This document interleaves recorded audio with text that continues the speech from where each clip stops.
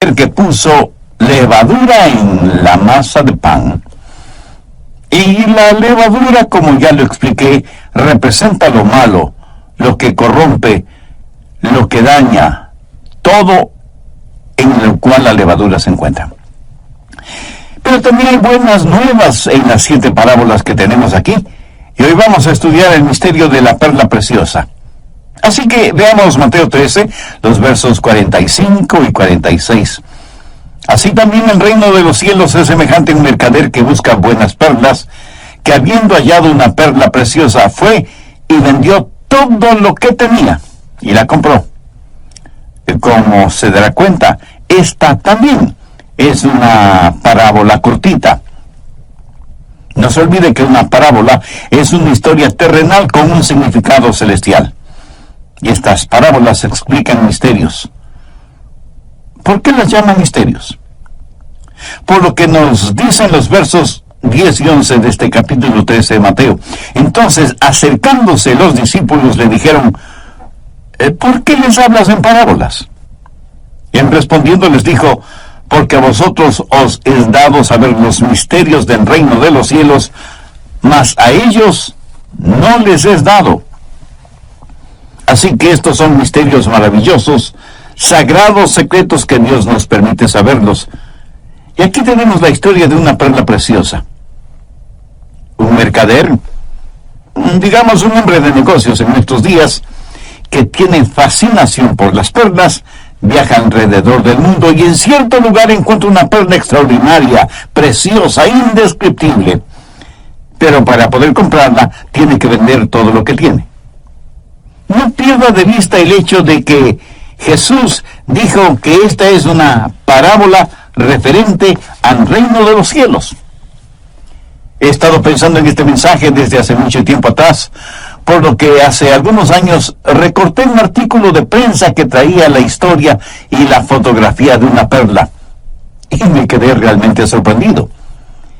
El periódico describía esa perla de la siguiente manera: grande como un balón de fútbol o soccer, con un peso de 14 libras y un valor, escúchelo, un valor de $10 millones. La perla tiene una historia tan valiosa como su precio. Se estima que tiene unos 6,000 años de antigüedad y se la encontró en las Filipinas en 1934. Fue encontrada por un nativo nadador de perlas, o buscador de perlas, quien se ahogó tratando de arrebatar de esa perla a una gigantesca ostra. Por eso su precio de $10 millones se lo considera una verdadera ganga, y algunos conocedores dicen que vale mucho más. Cuando leí ese artículo, lo recorté, lo archivé y pensé: esto me recuerda de la parábola de la perla de gran precio. No creo que ninguna otra de las 7 parábolas en Mateo 13 haya sido más mal interpretada que esta de la perla de gran precio. Le diré cómo es mal interpretada, y luego lo que yo creo es la verdad en lo concerniente a la perla de gran precio. La interpretación generalizada en la literatura cristiana es que el mercader u hombre de negocios representa al pecador que está buscando al Señor Jesucristo, que está en busca de Dios. Mi amigo, esa interpretación es obviamente incorrecta, porque el pecador nunca está en busca de Dios, aunque hay algunas excepciones. Por el contrario, el pecador nunca toma la iniciativa para encontrar a Dios. Dios es quien toma la iniciativa. Permítame probarle esto. Busque Romanos 3:11. No hay quien entienda.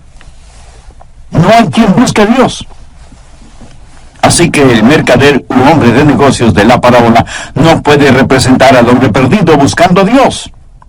De hecho, lo opuesto es la verdad. Dios busca al hombre. Adán se escondió de Dios en el jardín del Edén.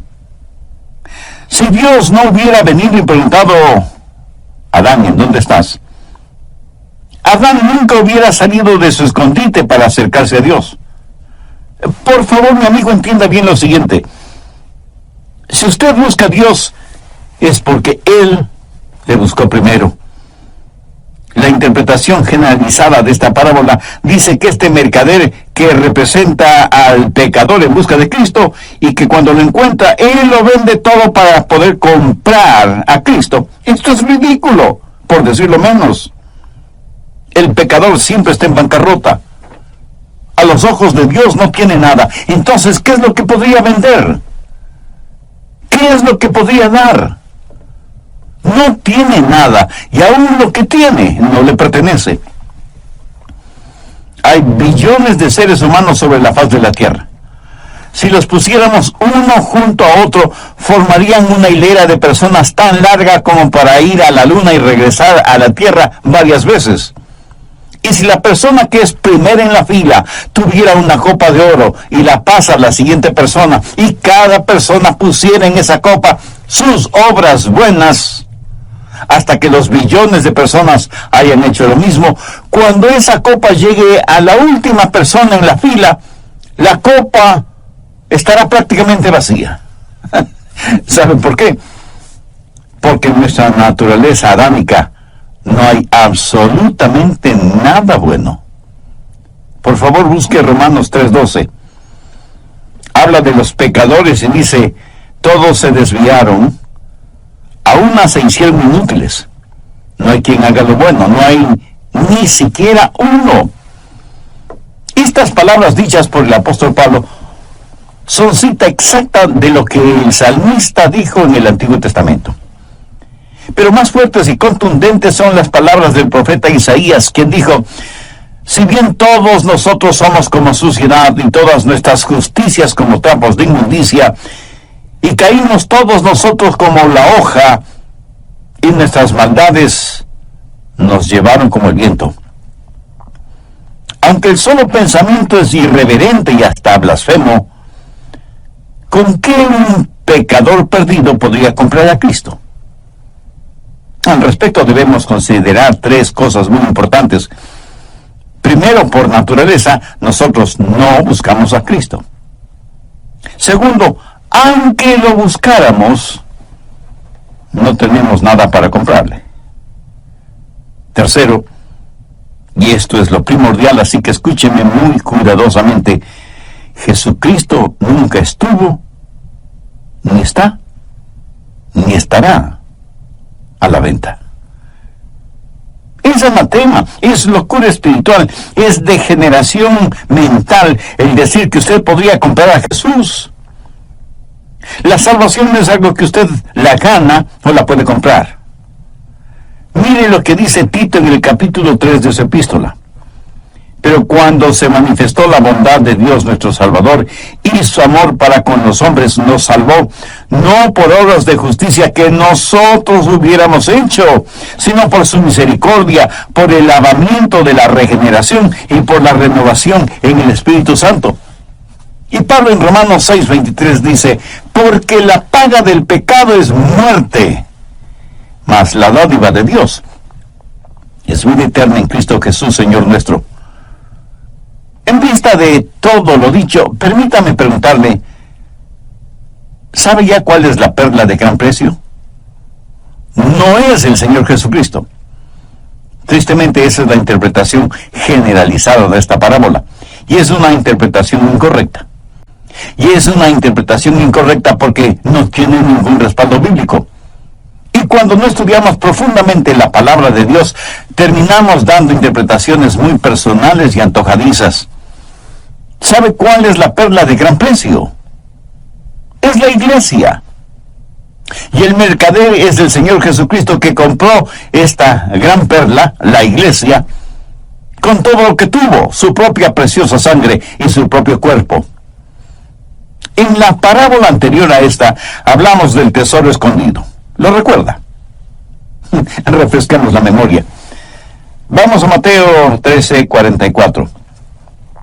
Además, el reino de los cielos es semejante a un tesoro escondido en el campo, el cual un hombre halla y lo esconde de nuevo, y gozoso por ello va y vende todo lo que tiene y compra aquel campo.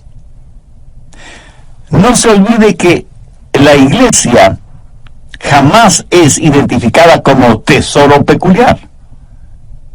Este tesoro especial es Israel, el pueblo de Dios.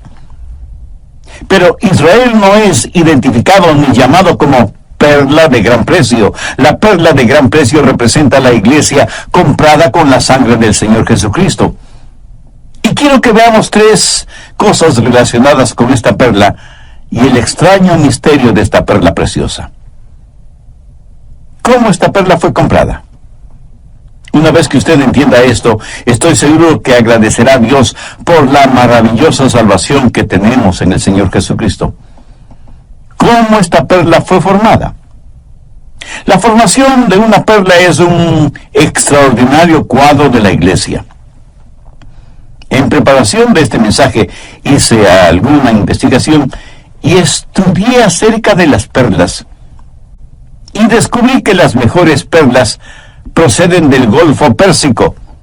Están como a 30 metros de profundidad en el agua y se encuentran dentro de ostras conocidas como semilleros de perlas.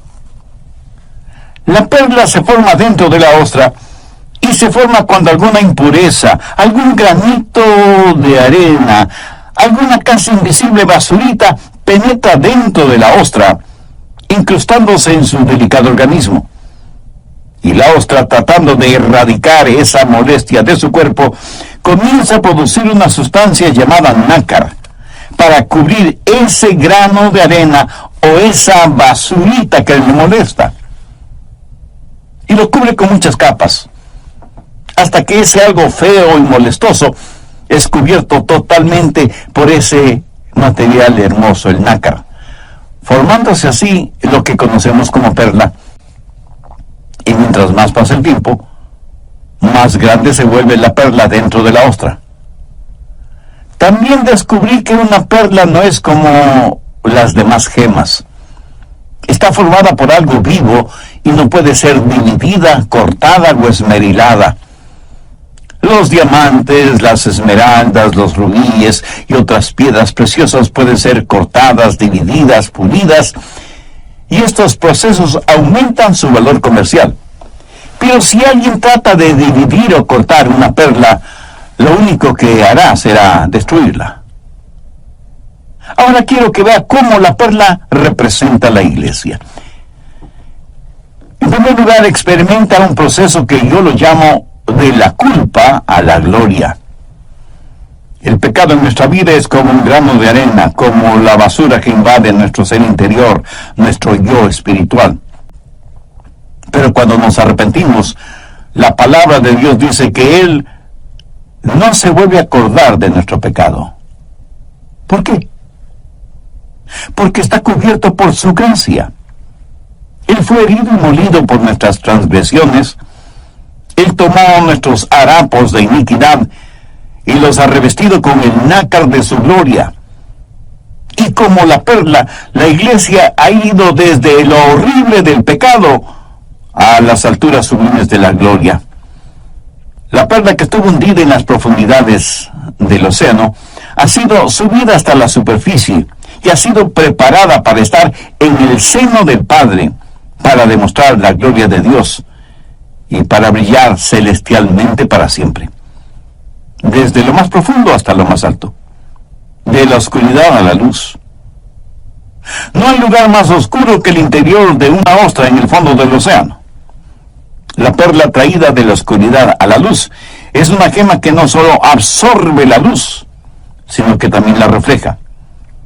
Por lo tanto, es un perfecto simbolismo de la iglesia, porque como la iglesia, la perla experimenta dolor antes de la gloria, está en oscuridad antes de salir a la luz.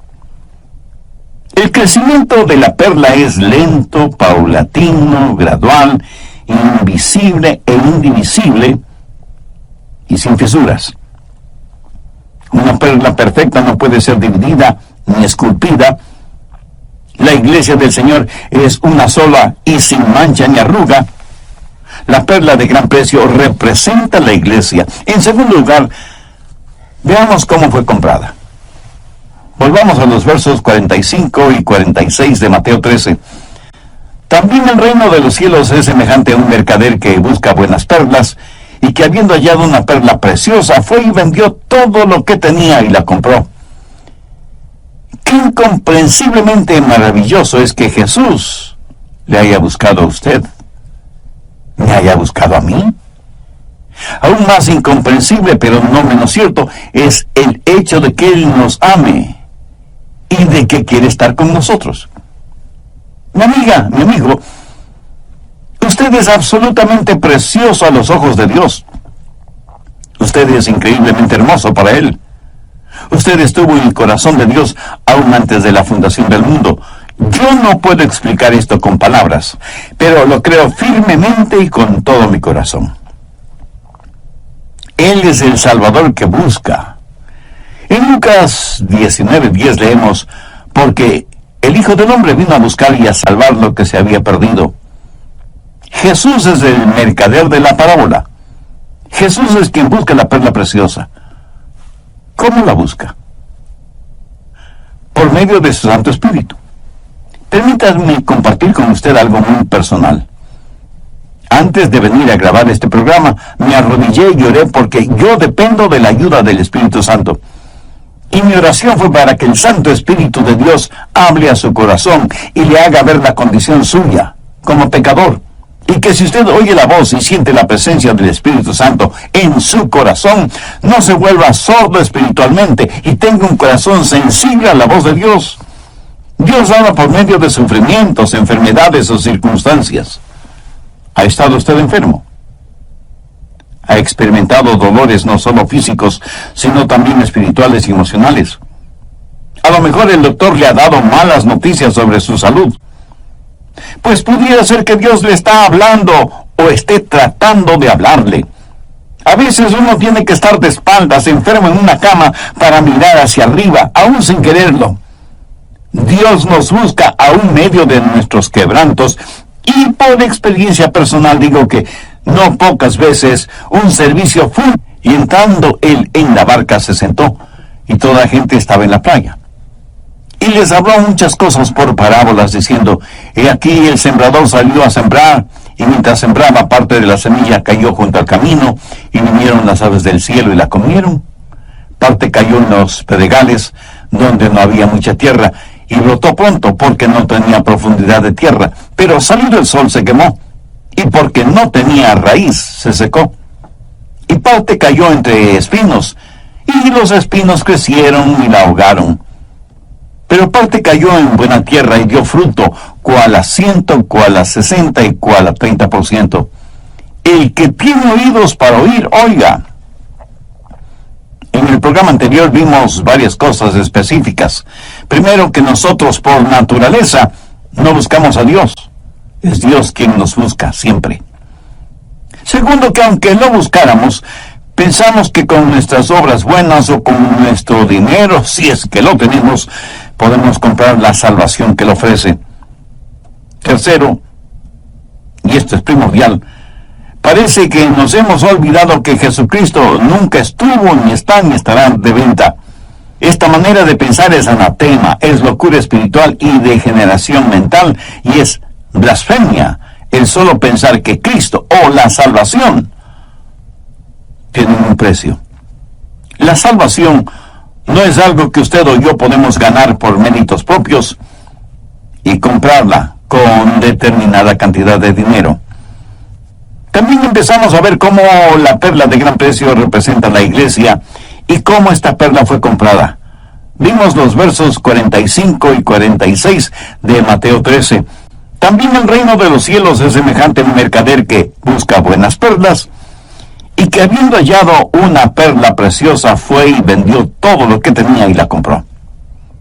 Qué incomprensiblemente maravilloso es que Jesús le haya buscado a usted, me haya buscado a mí. Aún más incomprensible, pero no menos cierto, es el hecho de que Él nos ame, de que quiere estar con nosotros.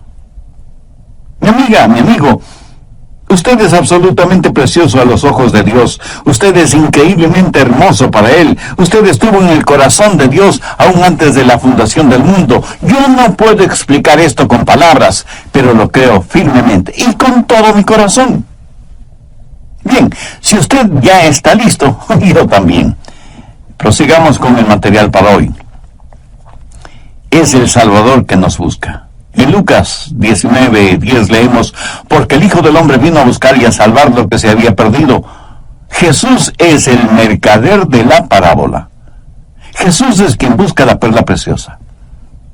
¿Cómo la busca?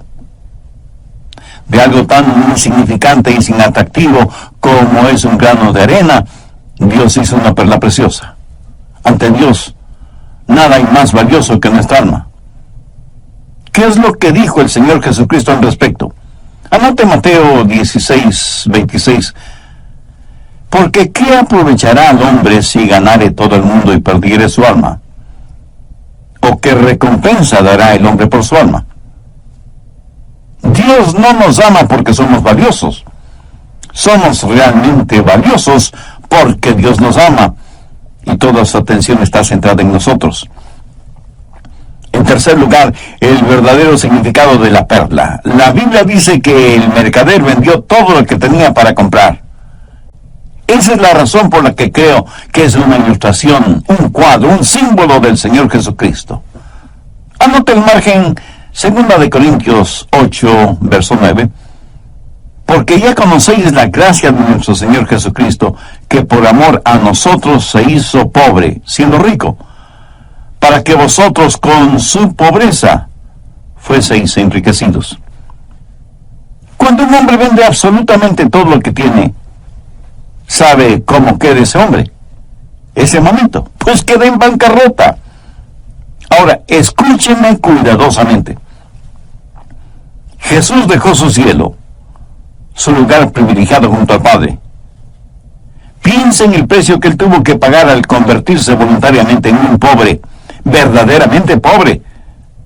Tanto así que él mismo declaró, las zorras tienen guaridas y las aves de los cielos, mas el Hijo del Hombre no tiene donde recostar la cabeza. Jesús vino a un pesebre para que nosotros podamos ir a un palacio. ¿Ha pensado usted alguna vez seriamente en los sufrimientos de Jesús? ¿En el precio que él tuvo que pagar para comprar la perla de gran precio? ¿Ha pensado alguna vez detenidamente en el sufrimiento anticipado de Jesús? ¿Sabe usted lo que es un dolor, un sufrimiento anticipado? Permítame ilustrar esto con un recuerdo de mis años juveniles. Cuando mi hermano y yo nos peleábamos, mi mamá invariablemente nos decía, no saben lo que les espera cuando su papá regrese. Por supuesto que lo sabíamos. Y mi hermano y yo vivíamos con la anticipación de la llegada de papá. Y debo confesar que la anticipación de la paliza que nos daría era peor que la paliza misma. Jesús desde sus años juveniles estuvo consciente de lo que vendría. Anticipaba su futuro. Desde jovencito vivió bajo la sombra de la cruz. El Salmo 88:15 es un salmo profético que se refiere a Jesús y dice, yo estoy afligido y menesteroso. Desde la juventud he llevado tus terrores. Seguramente cada viruta le traía a la mente la cruz en la cual sería crucificado. Cada clavo le recordaría de los enormes clavos con los cuales atravesarían sus manos y sus pies. Y cuando iba al templo, al mirar cada sacrificio realizado en el templo, se vería él mismo como el cordero inmolado por los pecados de todo el mundo.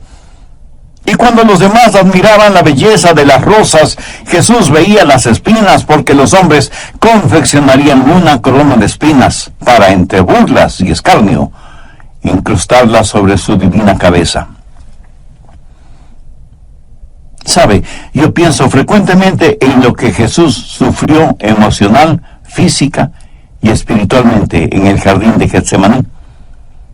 Este segmento de la vida de nuestro Salvador me conmueve profundamente, porque fue en ese lugar en donde Él bebió de la amarga copa y en donde desde lo más profundo de su ser dijo, Abba, Padre, todas las cosas son posibles para ti.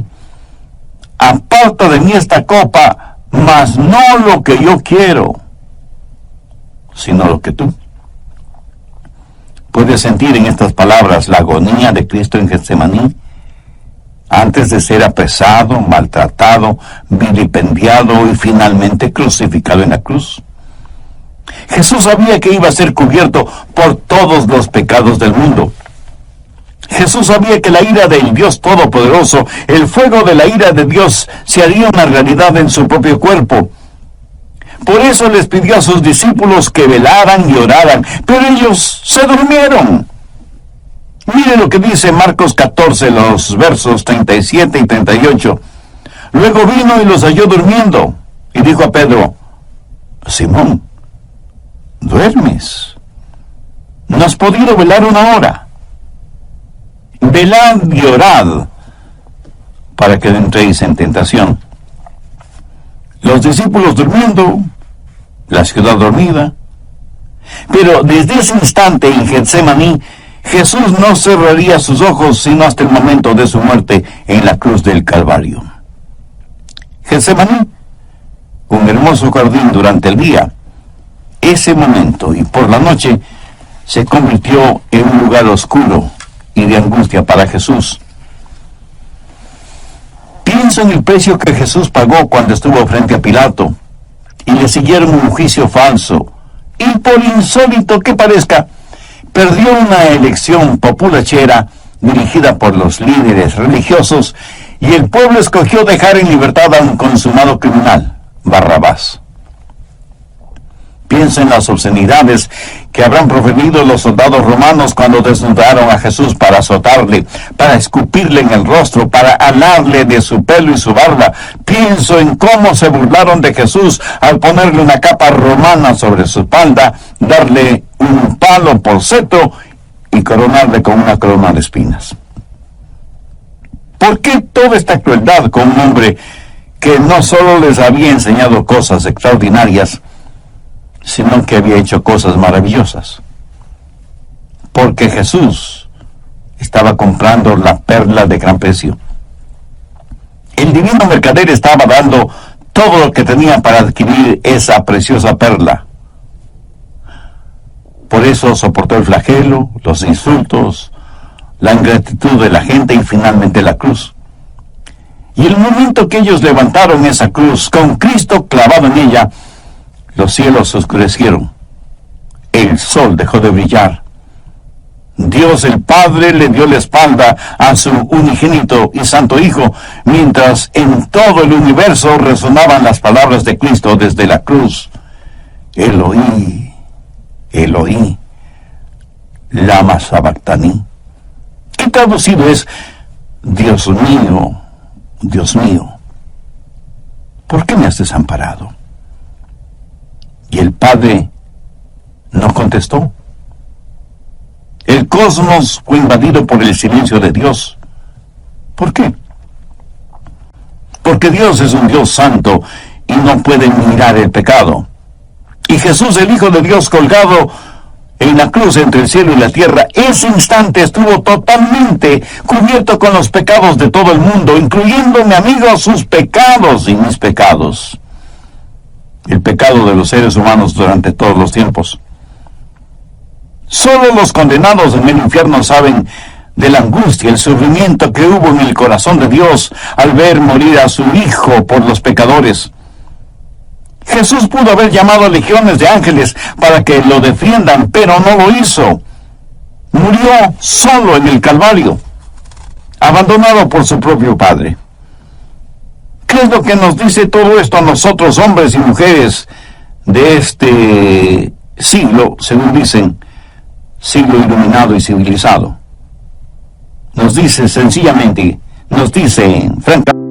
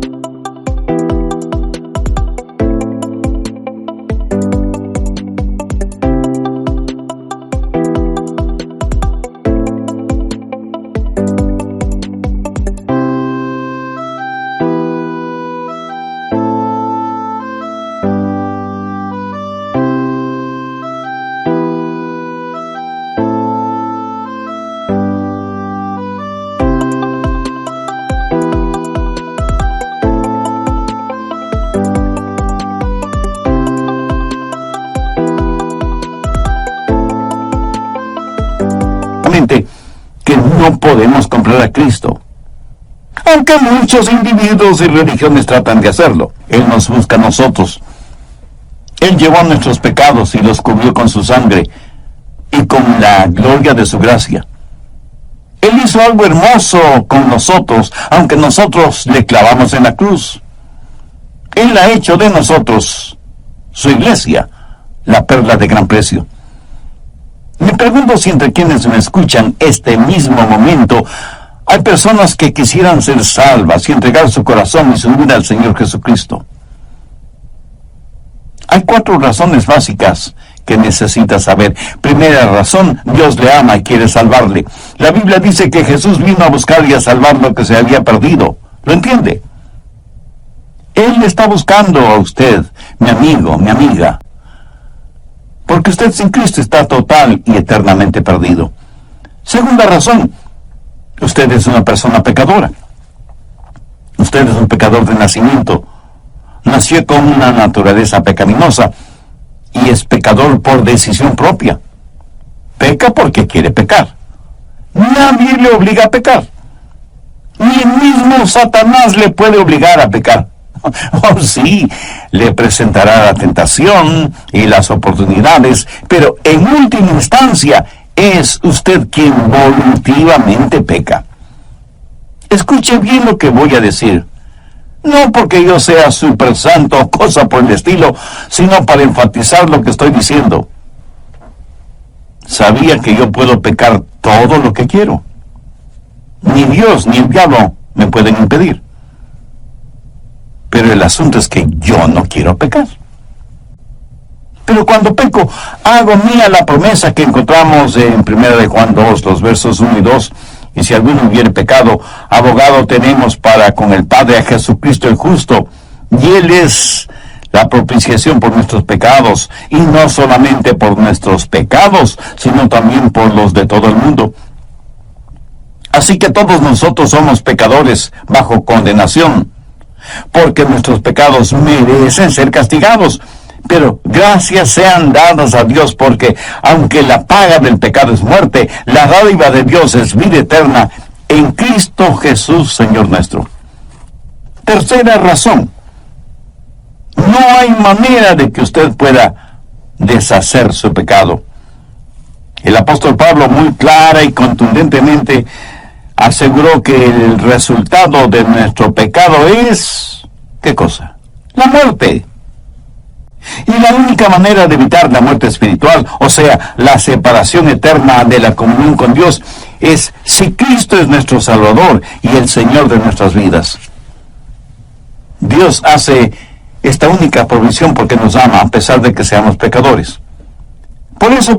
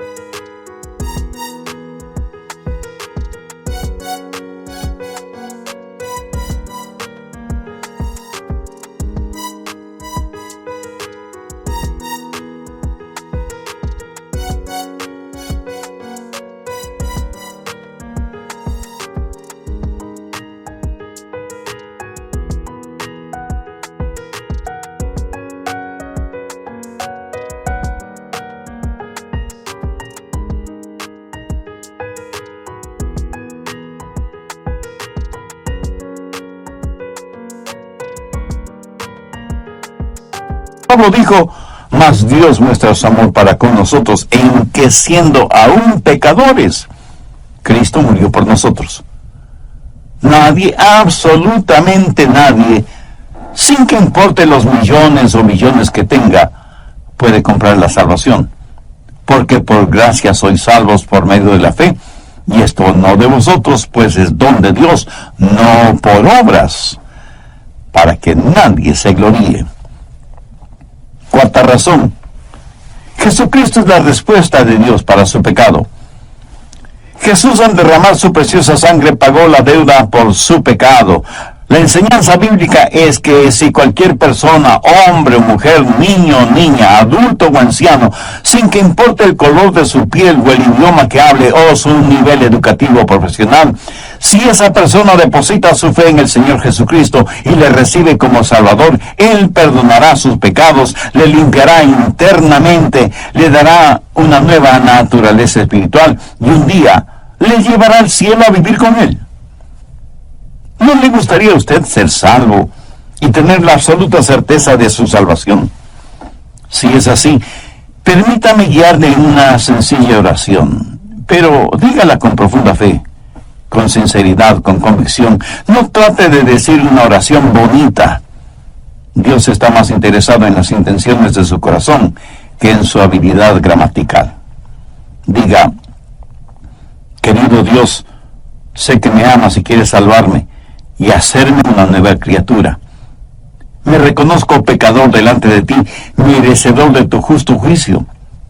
Pero vengo a ti en busca de tu gracia y misericordia, en los méritos de tu amado Hijo, el Señor Jesucristo, quien entregó su vida en la cruz del Calvario para perdonarme, limpiarme, sanarme y darme una vida nueva y abundante.